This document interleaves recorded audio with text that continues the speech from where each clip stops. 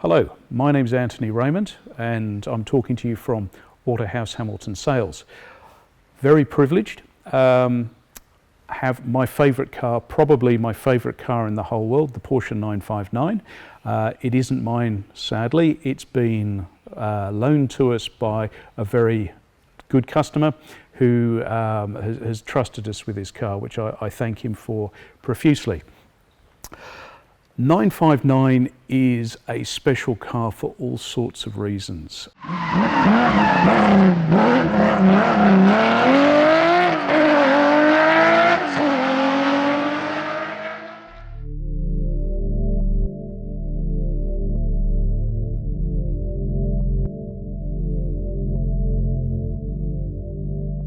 Porsche had an interesting crossroads at the beginning of the 1980s where they were effectively phasing out the 911. The 911 had done everything they wanted it to. It was really at the end of its useful life. They either need to do something with it or accept that the 928 and other models they had coming were going to replace the 911.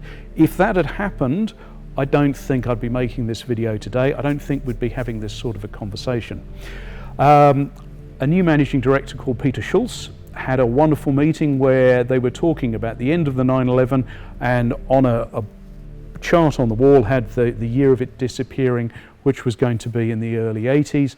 He got bored, he picked up a texter pen and drew a line to the end of the chart and then onto the wall, and then he walked around the room and wrote, and he said, Porsche will always have a 911. The 911 is quintessential, it's what we're about, it's part of our DNA. So 911 really needed to be reinvented, to be moved forward, to be made into something really quite special. And they turned to a lead designer or a lead engineer by the name of Helmut Bott and said, build us a car that we can go and do motor racing with, on the belief that if what we race on Sunday, we can sell again on Monday. And the rate of development of any car while it's being raced in motorsport or campaigned in motorsport happens far faster than it would at any other time.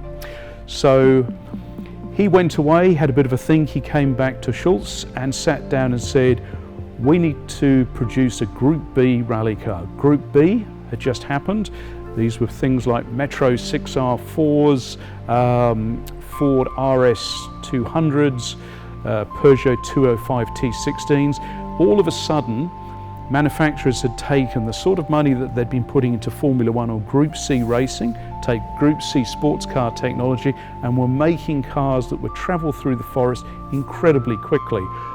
Porsche didn't want to be left behind. Audi were doing incredible things with Audi Quattros, so the idea was, let's put four-wheel drive in a 911.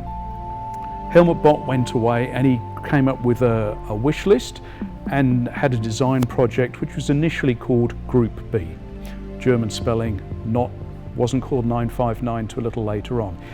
He rolled this out at the Frankfurt Motor Show in 1983, and it was a rush to get a mule car ready. He also went through and put through his wish list of what a modern supercar would have.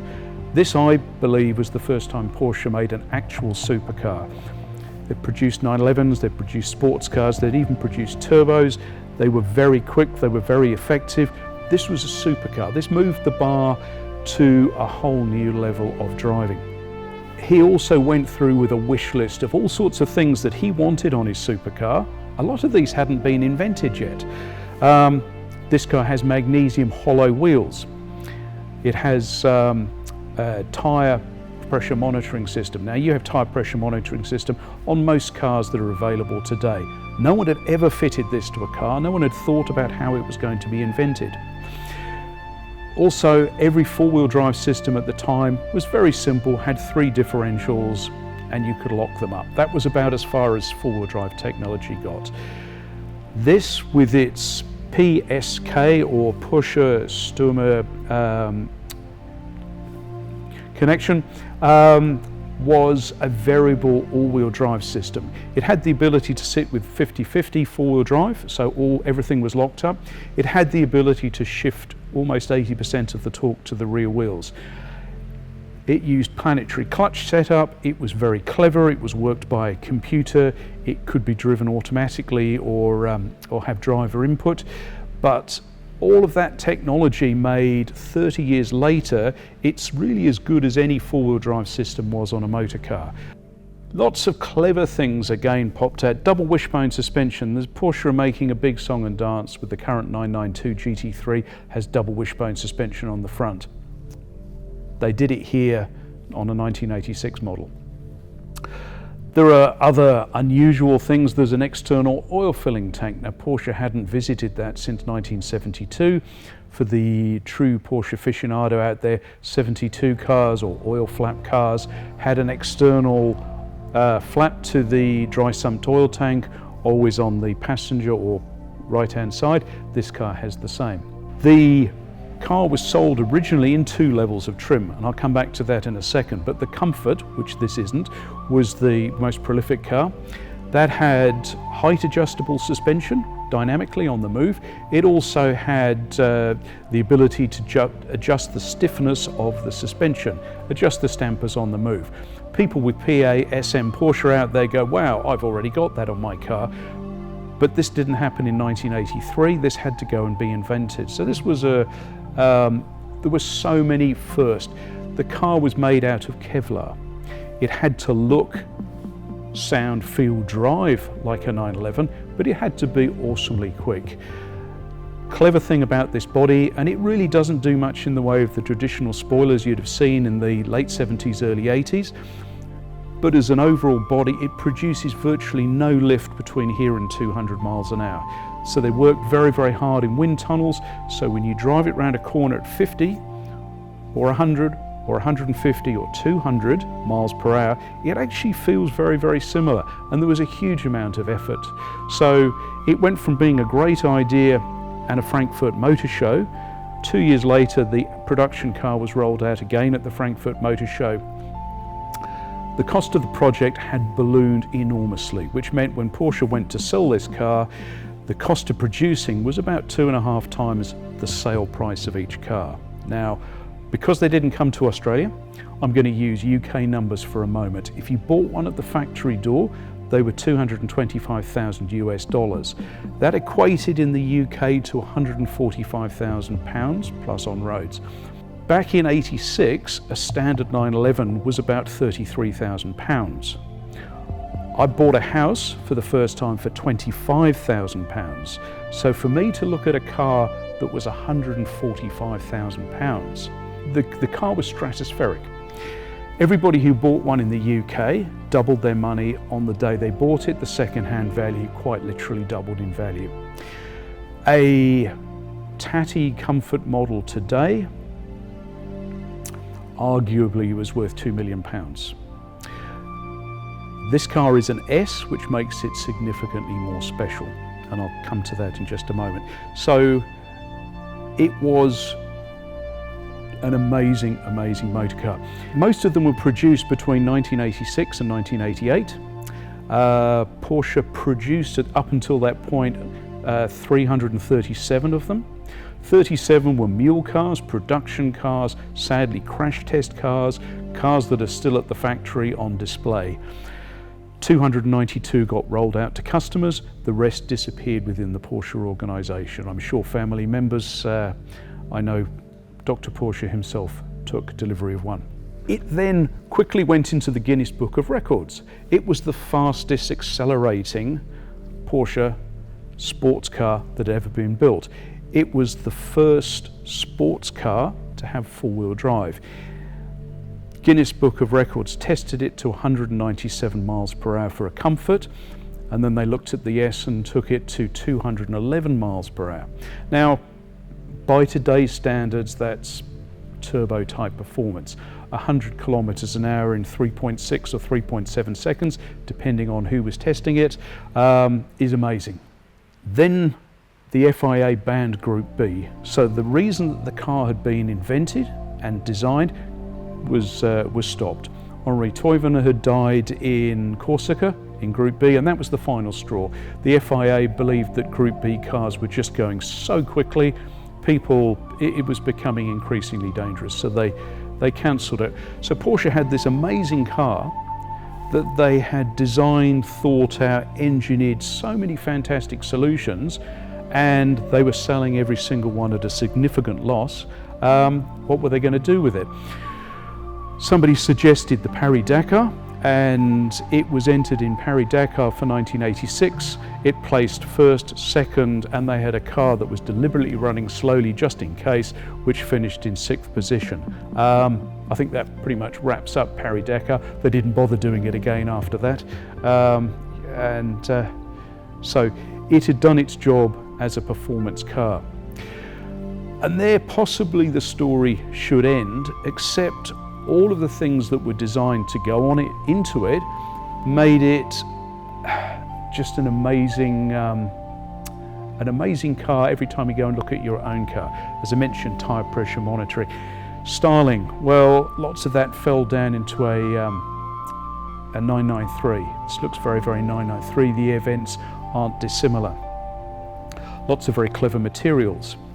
A relatively small engine. The engine's actually only 2.85 litres, which seems quite small for Porsche displacement. If you went in and bought a 911 turbo at the same time, you're getting a 3.3 litre engine. Again, the reason from that came back from its intention to work in Group B. Group B had a formula where you times your engine by 1.4 if you were going to turbocharge it, times this by 1.4, you would get a 4 litre. 4 litre was going to be the largest sized engine that a Group B could have in this weight category, so a relatively small engine. Then they gave it 2 turbochargers, and interestingly they were sequential turbochargers. So the first turbo comes in at reasonably low RPM. It's evident from 2,500 RPM. But instead of that sudden thwack in the back that you get from a turbo of the day, you then get a second turbo, which is sequential, and that comes in at sort of 4,500 and gives you a second big push. So instead of the sudden smack in the back of a head, it's a particularly powerful delivery over a wide rev range. So we don't think that four-wheel drive cars are particularly unique or special anymore. They were in '86. Lots and lots of technology, lots of clever carbon fibre materials, all of which were very new and unheard of. A Nomex floor. You know, we see Nomex floor as a flame retardant form of Kevlar in race cars. This was in a road car that you could buy from a Porsche showroom and drive out. Sadly, I didn't get to drive one of these when they were brand new. Very fortunately though, I managed to get hold of one in Porsche Center Bahrain, where I was for a while, and it had come out of storage. It hadn't been used for many, many years. It belonged to the King of Jordan's private collection. We were charged with giving it a refresh and a makeover. And then I got the privilege of driving it for 2 weeks afterwards as a shakedown. That was a comfort version with the variable suspension and the variable damper. The variable suspension had really lent itself to making the car useful. Obviously it had run Paris-Dakar, it had had incredible off-road ability. There were people driving these things in and out of ski resorts and accelerating in a way that only a Range Rover or something could at the time. Ironically, it's 6-speed gearbox that we take, and again, 6-speed gearboxes aren't particularly new, but remember back in 1986, a 4-speed gearbox was very, very normal, so to see a 6-speed was amazing. Interesting, the first gear in one of these is the letter G, which translates to terrain in German, and it was supposedly a terrain gear. So for fast pull away you used first, which was a dog leg and back, and then a typical Getrag style gear pattern, with G for off-road capability, for accelerating, and for difficult traffic manoeuvres. Of the 292 that were actually rolled out, only 29 of them were S's. Now, a few years ago, these S's weren't particularly desirable. It missed out on a couple of the things that made a 959 special. It missed out on its adjustable suspension.